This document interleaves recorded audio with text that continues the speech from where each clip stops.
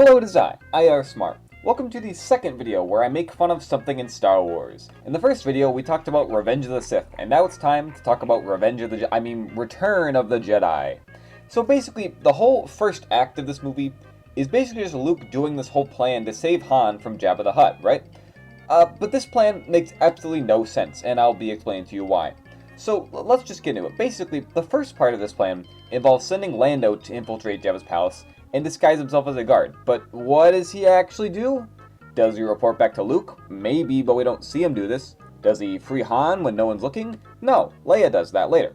So what's the point of having Lando go undercover for a few weeks? I mean, the place isn't exactly a 5-star hotel. I don't imagine he's having the best time here. Anyway, next the droids are sent in as gifts. Luke just says, hey, Jabba, here's these droids. I've been with them for the whole trilogy, but you can just have them, Can I have my friend Han back, please? But what the heck? Why? Luke just literally says all this in a voicemail. There's no even way for Jabba to communicate with Luke during this. How are they supposed to make a bargain if Luke is literally just a hologram message?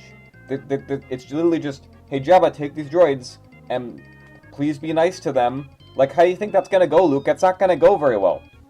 Also, let me just mention that Luke's lightsaber is stored in R2, so unless R2 is conveniently placed on Jabba's sail barge and not tortured like all these other droids, then how's Luke supposed to get his lightsaber back? Alright? Why not just bring it with you, Luke? You can literally concealed carry one of these things. Just put it under your cloak and no one will notice you have a lightsaber. Literally the only reason he gives it to R2 is so R2 can shoot it out later and he can do this cool catch move to be like, whoa, look, I have a lightsaber. Whatever. Anyway, so just to catch you up, Han, Lando, C-3PO, and R2-D2 are all now stuck in Jabba's palace, and Han is no closer to being rescued than he was before.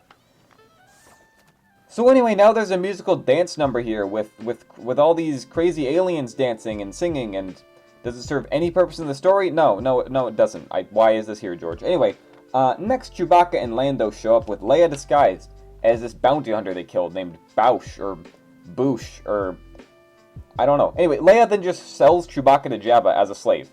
Great, now we have another friend in captivity. Anyway, so now it's time for the part of the plan where we actually save Han from Carbonite. Wow, I don't know why we didn't start with this.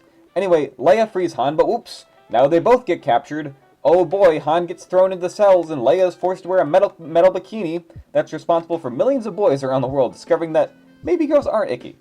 Honestly, now that I think about it, this might be the most famous bikini of all time. Yeah, maybe this whole scene isn't that bad, actually. Anyway, if I think about Slave Leia anymore, this will turn to a completely different video. So next part of the plan is when Luke actually shows up. What? Whoa, why didn't we start with this? Why didn't Luke just show up, hold Jabba at lightsaber point, and say, hey, give me Han back? We later see that Han can easily take on all of the guards. And if he needs backup, then why not just have all of his friends help him shoot up the place, rather than just one by one getting captured by Jabba?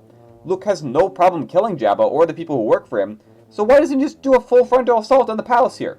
That makes way more sense than this whole captured sail barge nonsense. Just kill everyone in the palace. If you're fine with killing everyone, just do it.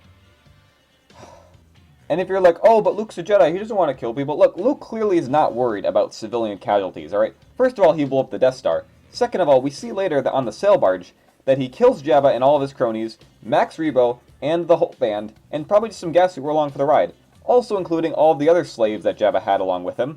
But, oh, yeah, sure, Luke's a Jedi, we're about peace and stuff. No, Luke literally just kills everyone, right? There's no peace in the Jedi. They just kill people if they want to. Alright, and don't you tell me that everyone working for Jabba is evil, alright? There's no way to justify killing all of them, right? Han worked for Jabba the Hutt. Is he evil? Not really, but, I mean, kind of. But, he's not evil, alright? I wouldn't think, Luke would consider Han evil, and there's probably plenty of other smugglers who worked for Jabba, alright? And what about all the guards, right? Think about it. Think about how many other employment opportunities exist on Tatooine. Moisture farming? Junk trading? Look, being a guard for some rich guy who literally just sits around all day sounds like a pretty sweet gig to me. And I bet quite a few people who work for Jabba are just honest Tatooine civilians, just trying to provide for their families. Jeez. So getting back to Luke, he just walks into the palace and tells Jabba, hey, let my people go.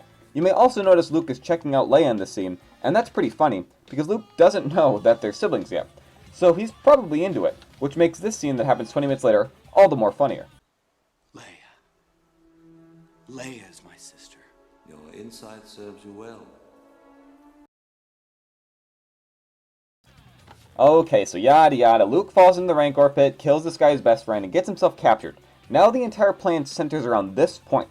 Jabba sends everyone important onto the sail barge so that they can all go to the Sarlacc pit.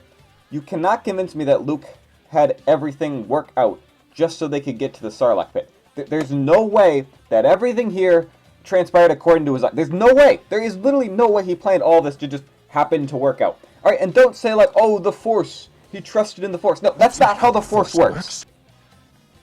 And like I already explained, then Luke and the gang just kill everyone, and ending the most complicated rescue plan ever. Like, why didn't we just start with this?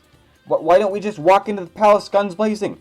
You can't tell me that would be more dangerous than blowing up a sail barge above a giant sand tentacle monster.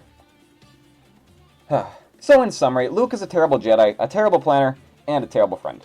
Come back next episode when I ruin another Star Wars movie for you.